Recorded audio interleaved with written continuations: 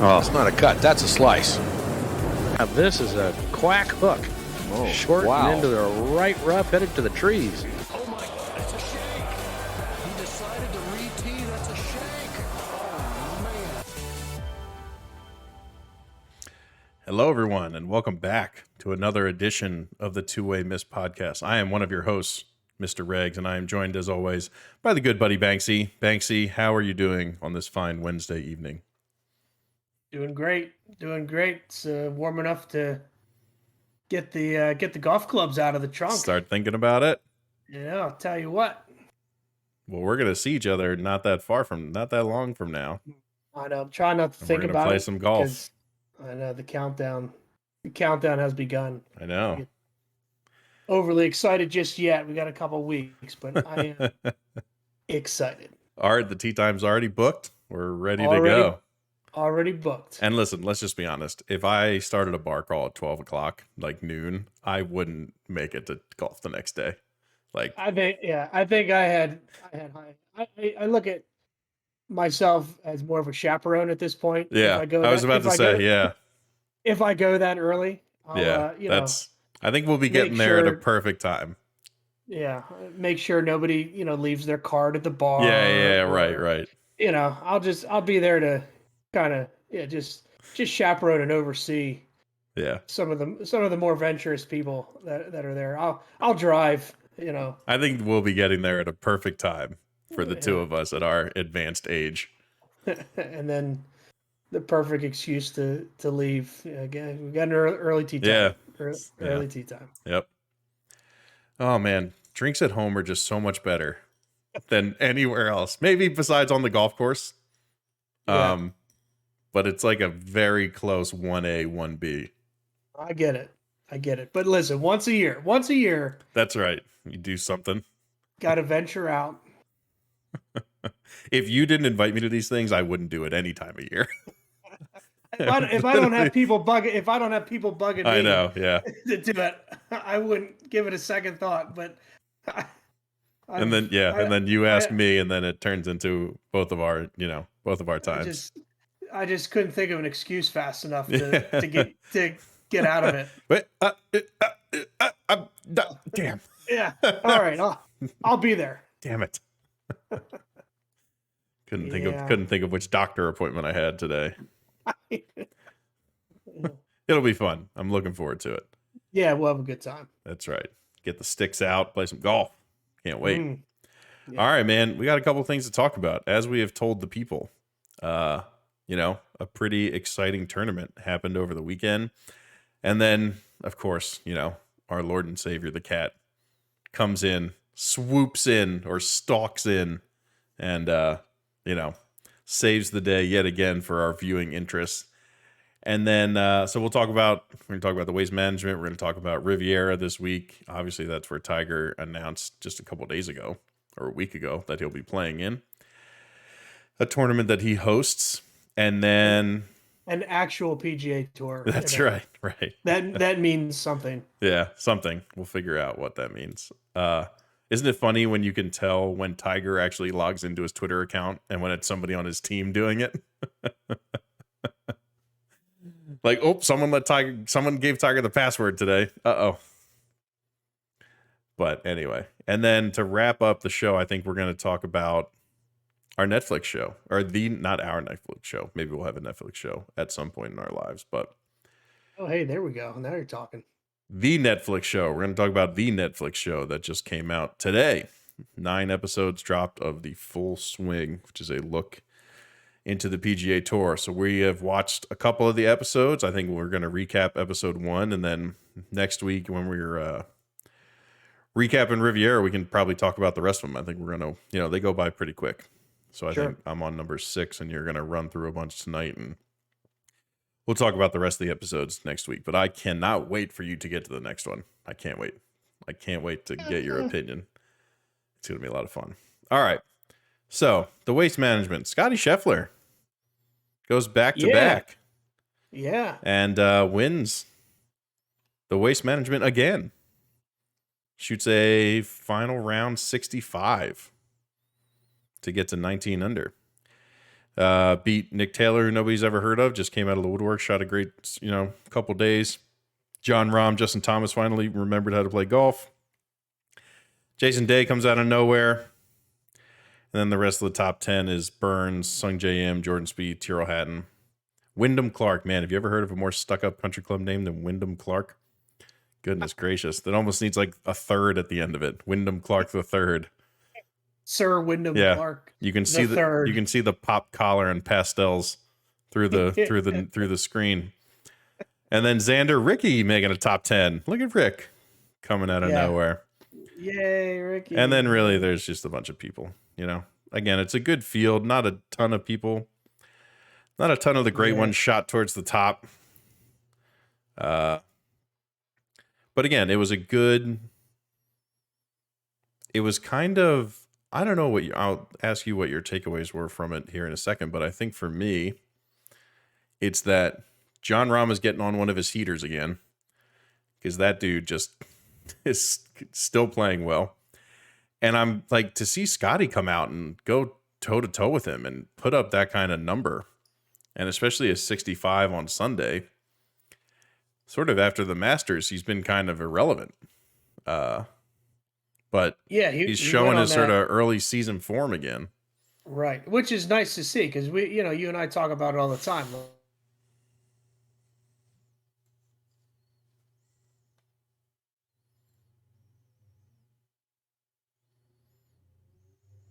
For months at a time. So it was nice for Scottie to get a win, show that he can still play. He's still really good and can still win. Rahm's been playing some great golf. These last two events he's been in, though, he's slipped up a little bit. Yeah. He was in the hunt in the previous tournament before the waste management, and I think he had some tough holes, and I think the same thing happened this past week, where he just had a couple bad holes and couldn't quite get back on track. But again, it's early in the season. It's nice to see him playing some good, strong golf again. And yeah, I think it just shows that even his not so great game is still good enough to beat almost everybody on any given week. Yeah, he's really good, and I think he's going to have a really big season this year. Yeah, because he just looks. There's really no weaknesses. Right. So I think we're gonna see a big season out of Rahm. Yeah, and I mean this is Scheffler, this is the tournament that he started with last year, right? This is where he started his little run. So obviously just has some good feelings about this one. Yeah. Yeah, that Scheffler thing, then that footwork situation just, I don't know if it bothers me or if it worries me. I don't know. It looks ridiculous. I think mine is I'm worried something's going to slip too much and something's going to get out of whack. Right. At what point do you jam an ankle or strain your Achilles? Some muscle shouldn't something weird's going to happen with that. Yeah. Eventually, because it looks really awkward. It does. I kind of get it that maybe it's a way to relieve some tension, like that he's not getting stuck. So I kind of get it that way. You never associate slipping with good things. It's like it's never a good thing when something sort of slips out of place and you're not ready for it. Obviously, he's planning for it, so his body is used to it. Yeah. But you just kind of think one day with some rain or something, that thing's going to go too far or go some direction that his body isn't used to. And you could almost see it it's almost, we're just waiting for to see this thing shoot up the back of his leg to his back and into his neck. And he just gets stuck. You know what I mean? He just gets some stinger or something that wipes him out. Yeah, no, 100%. I think that absolutely. It looks like it's just not a natural motion. And that's every golfer's number one excuse when they hit a bad shot. Oh, my foot slipped. Yeah, right. And to have somebody do it on almost every shot on purpose, eventually that's going to be a problem. Yeah. I mean, he's still a young guy, so, you can He get away is. with it for now. Yeah, for now. Yeah, but As I mean, yeah, listen, this is where his run started last year, is at this tournament. yeah. Again, as we said, he's been really pretty irrelevant since he won the Masters last year. Obviously With a 4-putt. Yeah, obviously went on that unbelievable run where he won 4 or 5 tournaments in like a 60-day span or something like that. And again, that's highlighted in one of the Full Swing episodes, his little run there. He's very boring, so he's not that exciting that they follow him a bunch. So just a preview to one of the episodes for everybody. But I mean, look, do you think this could start him off again? Do you think he has that same kind of run in him? Again, we're not going to say that he's a favorite to win the Masters again, but I don't think without this win or a win before the Masters, do you think anybody would pick him in their top 5 to win? I'm sure somebody would. I don't think we didn't name him. Yeah. Not that we have any idea what the hell we're doing, but probably means he's gonna win at this point. Yeah, I know. Yeah, so you know what? go for Maybe it. we should put some money down on him right now. Yeah, I mean, again, he's just a good all around player. I don't think there's anything super flashy with his. Yeah, there's not. With his game, he just kind of grinds, gets the job done. And when you see him play in tournaments like the Waste Management and how well he can close out, I mean, it shows how when he's on his game, he can be I think pretty freaking good. It's kind of impressive that sort of closeout is still in there. You would think after going so long with not doing anything, like obviously he had an unbelievable 3 months. But after that, it was essentially nothing. And then to just sort of turn it around and come back. And again, this is the biggest tournament the PGA Tour has had this whole year. Yeah. And these are the times, I mean, again, with the live golf guys not being around now, majors, I guess, will be a little different as of now, but these tournaments, you're say what you want about live. Those guys that left for live were some of the top players on tour. So that just eliminates a good chunk of the competition where, these other they really don't have any excuses now. Yeah. I mean, they should, I mean, you start looking at leaderboards, and after the first couple names in the field or the leaderboard, you're like, who the hell is that guy? Yeah, like Nick Taylor. Yeah. Who's ever heard of Canadian Nick Taylor before? Yeah. So yeah, I mean, this is just, and again, they're playing for more money. There's less guys to beat. So yeah, who knows? It's gonna be an interesting, as this thing keeps rolling. It's gonna be interesting because I think the door's just that much more open for other guys to win, and then some of these top players to win multiple times. Yeah, it was good to see JT kind of remember what golfing is, be up towards the top of the leaderboard. Rory kind of acted like he didn't really want to be there. He just kind of had to. And I think it's interesting that we're going to see this with a couple of these elevated events that these guys are now required to attend. There's going to be ones that a lot of these guys just typically don't go to. Rory usually doesn't play this event because it's just not his kind of scene. I don't think Rory's a huge fan. And boy, he hit some, his first round, man, he hit some terrible shots. Yes, he did. Yes, he did. But you just think fitting for the podcast. Right. The two-way misgoing. He put it in play for sure. We I just think there's going to be tournaments like this where guys now have a tournament on their schedule, or maybe in previous years that week was open.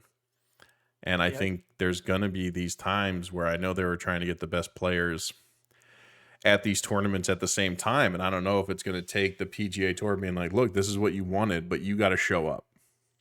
Right. Like, you got to show up, and I don't care if you want to be there or not. You need to put on a better show. Mm-hmm. None of this kind of like, oh, I'm here. I'll just, flop it around for 4 days and be done with it. Yeah. Or miss a cut because I don't really care. Yeah, exactly. It's like, this is what you wanted. So you got to kind of suck it up and show up for these 14 or whatever events it is. But again, golfers are whiny and pissy and babies, and this is what's going to happen. Like, this is what professional golfers are. Nothing's really, changing. It's just that they're being told they have to go somewhere, and typically they don't do well with that. So we'll see if any of these other elevated events coming up have any guys similar, having similar attitudes to Rory. But we'll see if Scheffler can keep it going, keep it rolling. And we'll hope, hopefully, I would just love it if Rahm stayed hot going into the Masters. I really want to see that guy in the final group on Sunday. And you want to see him win the for Masters? You want to see him win the Masters or Rory complete the Grand Slam more? I'd rather see Rory complete the Grand Slam more. Yeah. Okay. I agree. I was just curious. Yeah. Rahm would be second. Yeah. So, and the last thing about the waste management here, I think, before we can move on, and I remember specifically talking about this last year, and I don't know if I necessarily had an opinion one way or another. It was more just putting it out there. The fans and the scene and the situation, like, is there a point that it goes too far? Last year we had throwing beer, and it was all in one. Everybody throwing beer all over the golf course, and now this year, we've got a guy, essentially a naked guy, running around with the 19th hole with an arrow pointed to his butthole. Swimming in the lake and grinding on the flag stick. Is there a point that it's too much, or is it like, listen, this is once a year? They completely set the tournament up for stuff like this to happen by letting people just drink and get in early. Yeah, from 6 a.m. to...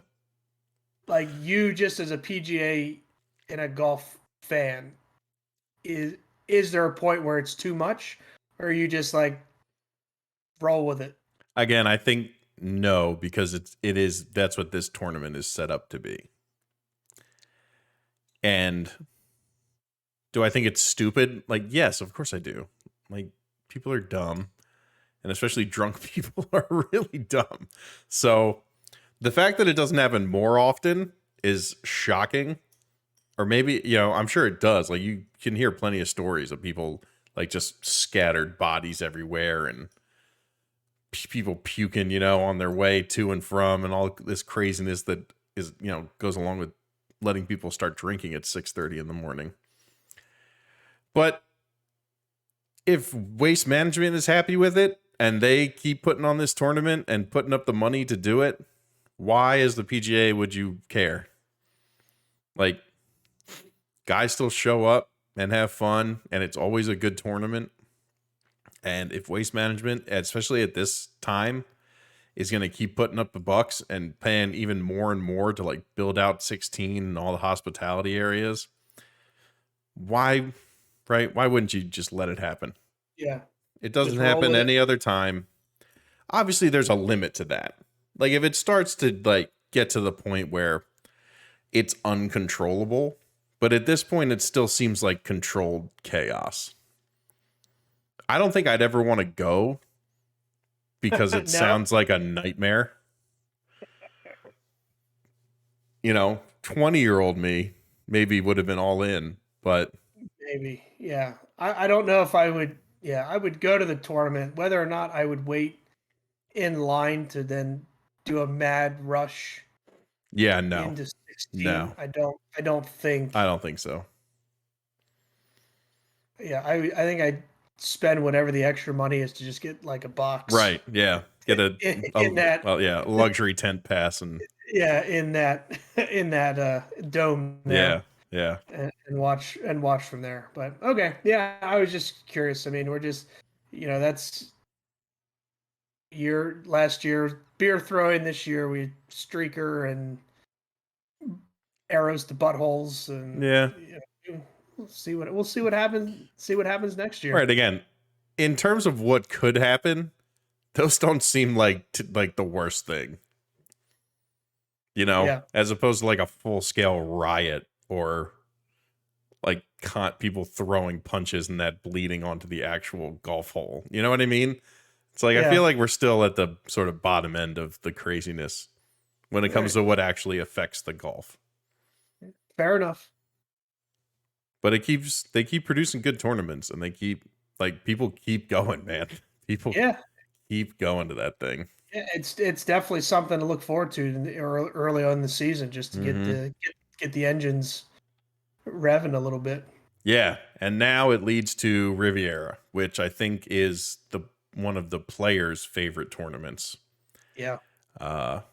Obviously hosted by Tiger Woods.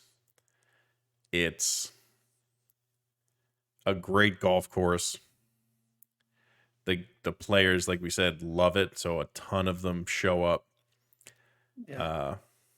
And we got the added nugget that, Mr. Eldrick himself will be playing right alongside him. He is grouped with Rory and Jordan Spieth.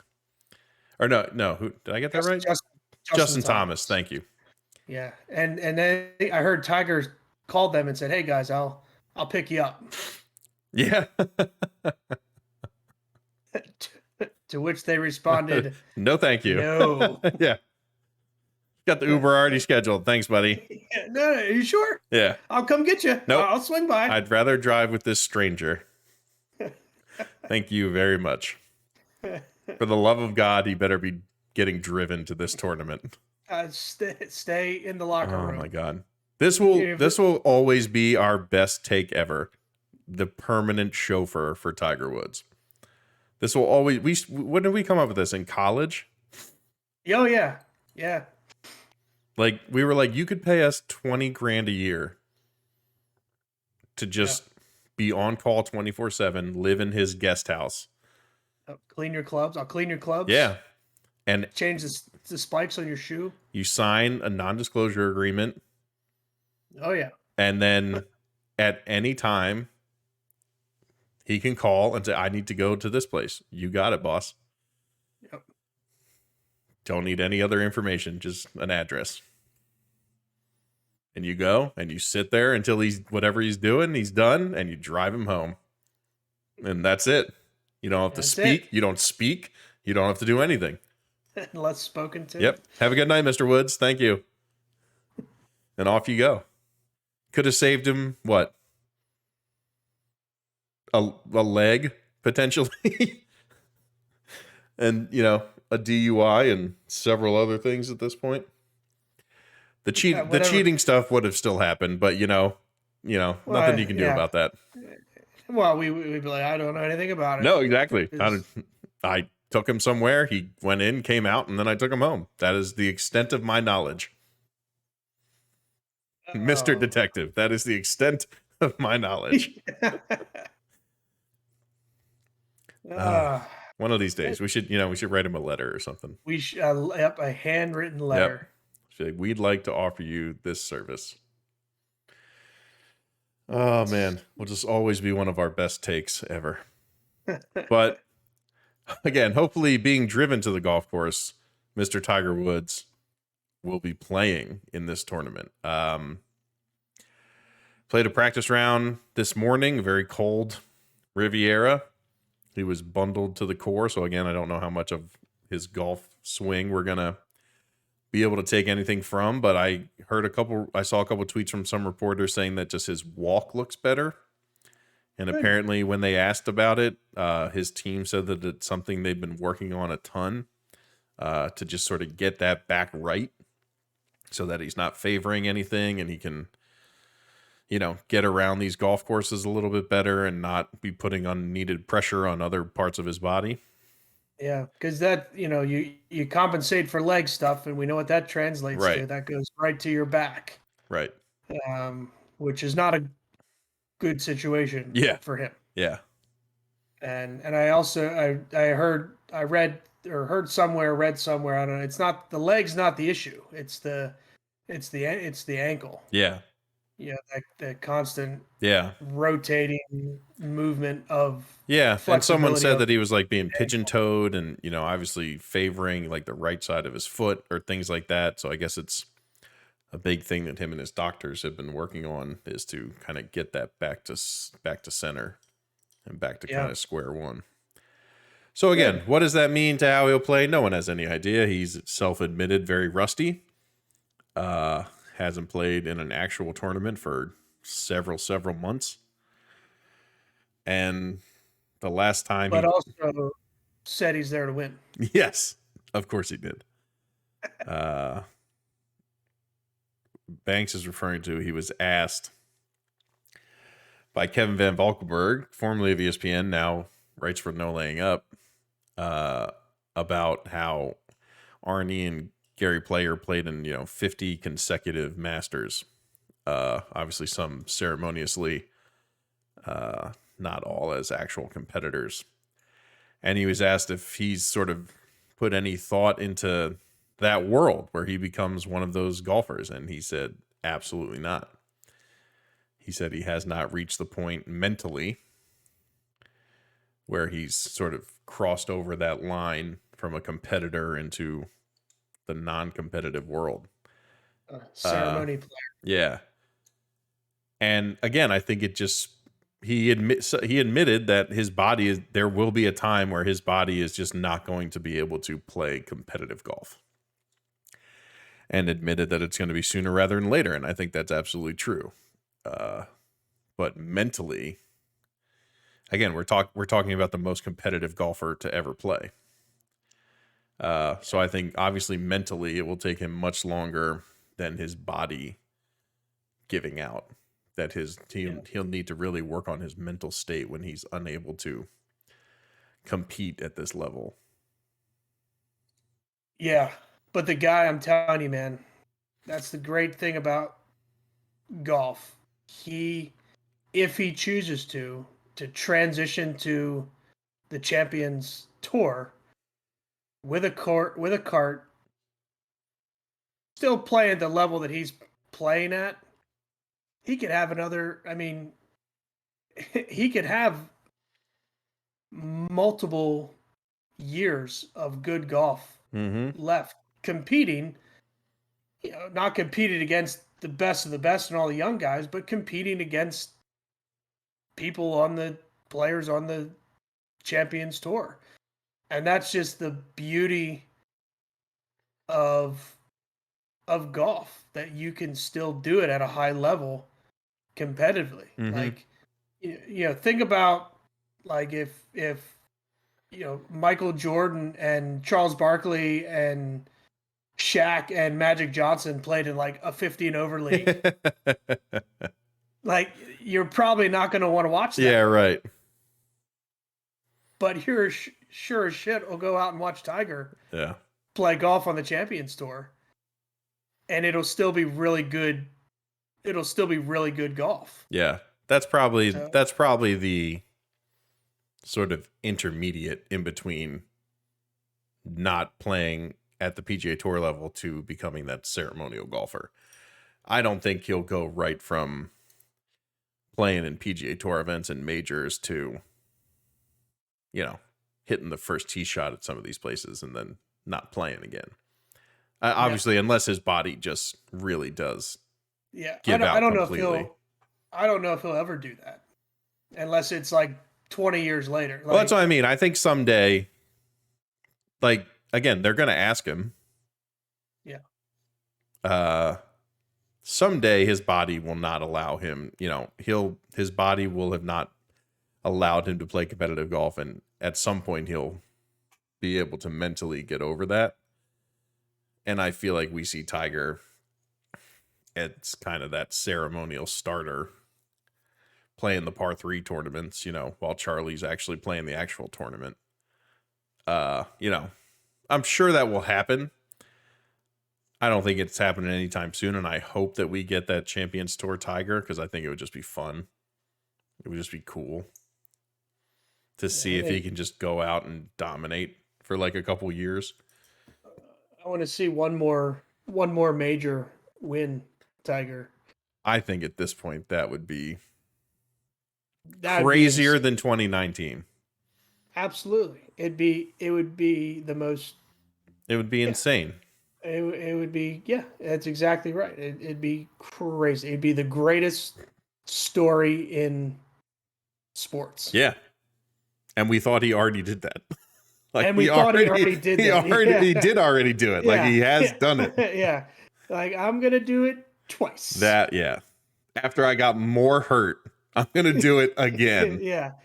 Anything else you folks need me to do? Like, no, please don't try and one up yourself again. Like, this is enough. Yeah, I'll cut the damn thing I was about off. to say, he'd be out there with one arm. Yeah, he'd be out there with one arm. But again, I think as we do now with these when Tiger plays, let's hope we can see him 4 days, and let's hope he just doesn't look like he's in constant pain while he's getting around. Yeah, and some good golf would be. Yeah, I'd say like maybe give us every round, just give us 9 holes. Like, But when you hear him in his press conference and you hear him, because he's Tiger Woods, and he says, "Yeah, like I'm here to compete. I'm here to like win. I wouldn't be here if I don't think I win." Like that pumps you up as a viewer. Without understanding that that's probably not. I think I crossed that line though for myself. I think last year is when it finally hit me that, okay, my expectations have changed. Just because he's saying it in his press conference on Tuesday. Yeah.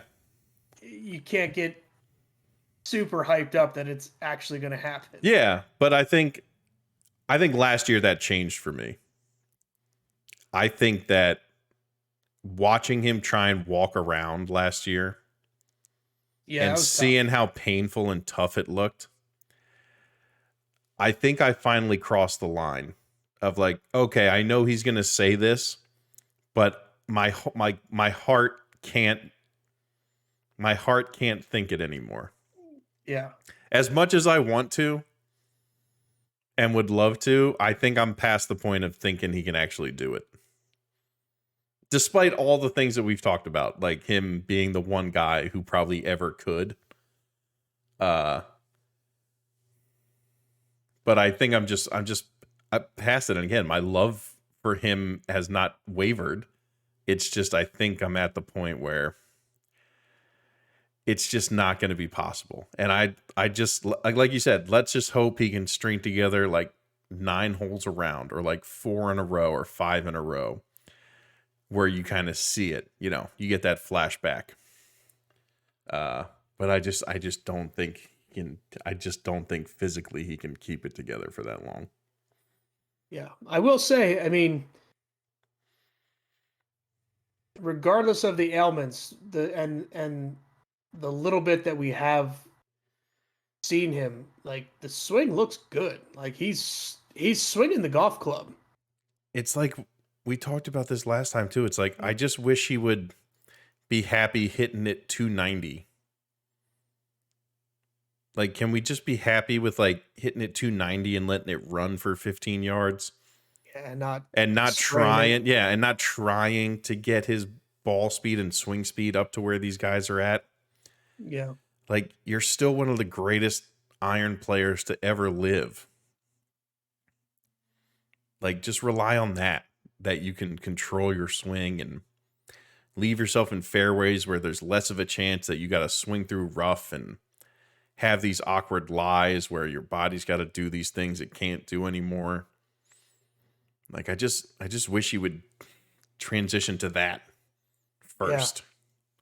Well, Tiger, if you're out there listening, Yeah, First of all, if you are, let us know, because that would be let us really know. cool. And if you're ever looking for some advice on your golf game, Yeah. just feel free to reach out. Also, again, chauffeurs for life. Whenever you need to. All right. Obviously, we're excited to see him, get back on the golf course. Can't wait to watch it. I will have it pulled up from 9:30 tomorrow morning on ESPN Plus all the way until he plays around 4:00 and then some. So it'll be good. Always good to see the cat, especially at Riv. It'll be a great tournament regardless, and hopefully he can make the weekend. And hopefully, comes out of it healthy. All right, let's spend the last couple minutes here talking about the Netflix show. So I've gotten to about episode 6. Obviously, I'm going to try not to spoil anything in case somebody is going to keep watching. Obviously, Banks is going to keep watching. But I just wanted to get your first impressions on the first episode. For anybody who doesn't know, it was really about Jordan and Justin, and their kind of friendship and things like that. And obviously it coincided with Justin Thomas winning the PGA Championship last year. Yeah. But just like, what were your first impressions? What were your expectations going in? Did it meet your expectations? Did it not? Just like, give us your thoughts about it. Yeah, I wasn't. I heard that it was coming out, but I wasn't really sure what to expect. I didn't read about it or look into what it's going to be. I thought it was neat. I mean, it's cool to see those guys just kind of dicking around, and it's funny. Like, you watch them go play golf with each other in non-competitive situations, and it's like, that's literally what you and I look like and go do, and how we interact and talk with each other. I mean, we're not necessarily throwing whatever $200. No, I can't, because you'd beat me by too much. I'd lose too much money. Yeah, down a hole or whatever. But just the interaction, and then, it was neat to see. I think it was kind of awkward to throw Ricky in there in the beginning. Oh yeah, I'd do anything for those guys. Yeah. Like, dude, nobody, you're so irrelevant to anything golf related right now. Thirsty Ricky. So it was kind of I don't know, it was just kind of weird how 98% of the show revolved around Justin and Jordan, and then they would, like, for 10 seconds at a time, like, throw other random players. Yeah. So that's kind of the deal with these types of shows. Like, I know you haven't watched the Formula One show. I have not. But each episode is kind of about either certain people, or in Formula One, it was about a certain team. Yeah, and that's fine. But it was just weird to throw in, like, random clips of other players that didn't pertain to the Ricky or the Jordan and Justin. That's basically what the show was, and then. Yeah, I just didn't know why there was a couple random clips of other players talking, but it was neat. I mean, I'll definitely keep watching. I think you've alluded to this. It gets a little meatier as it. Yeah, I mean, a little bit. Like, on. Obviously the live stuff is interesting. Nothing has said anything that interesting about it, but they have Poulter and Koepka and DJ. Okay. All guys who have, like, go to live, while they're filming this show. Yeah. And again, I'll let people watch, but, like, nothing crazy. They haven't said anything crazy up to this point. Okay. I think for me, I just realized that this show was not going to give me the same, or wasn't going to give me the kind of really deep access that I was hoping for. Yeah. When I think Amanda Balionis like had to explain what golf was. Yeah, that was, Like in golf, they want to shoot the person with the lowest score wins. And as soon as I heard that, I was like, okay, yeah, this show is not for me. Like it, it wasn't made for me or you, who is obviously deep into golf. And again, every time they introduce a player, it has to start with one of the reporters they have, doing it. Oh, Justin's Thomas, blah, blah, blah. Like all this stuff that if you've followed golf for a long time, like we already know all this stuff. yeah. Yeah, I mean, but from our perspective, like how much more deeper can you get? Like I think at some point it's like these guys just aren't that interesting. I don't know. I would love to know what they left out. Like they followed these guys and these guys gave them access to their lives. Like, do you think they left anything out there? Like, are they that interesting? I mean, I don't know, but I think at least maybe you could have found something where it's like maybe they faced some real adversity. Like they talked about how Justin wasn't playing as good as Jordan when Jordan won all those majors. Like, yeah, no crap. You know what I mean? Like, and that's like the hardship that Justin Thomas has had to go through. Like, there's got to be something else. Yeah. Right? Maybe there's not. And maybe you're right. Maybe it's just not that interesting. But I just can't. I don't know. I just wish there was. Like, do you want him to like? I think maybe what are they doing in between rounds? Are they just going back to the hotel room? Are they going out to the bar? Are they going out to the club? Like, yeah. So there's. Do we want to see them more from the personal side, or are you okay with it just being about that golf life, which, as you said, we kind of get yeah. it. Like we kind of I think I would. figured. Yeah, I think I would want more of the personal side, but the problem is, all right, I'm going to spoil the next episode because it fits so perfectly into what we're talking about. Like they go into Brooks Koepka and that what's her face is Jenna Sims. Like they go into their house and like watch them, do that stuff. Like she's just doing this to get more Instagram followers. Like it's so obvious. You know what I mean? And then Brooks is such a tool. Such a tool. You're just like, gosh, you think you're so much cooler than you really are, man. Yeah.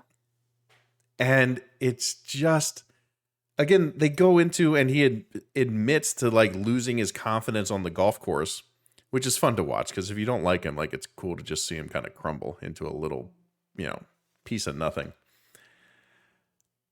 But it's just like,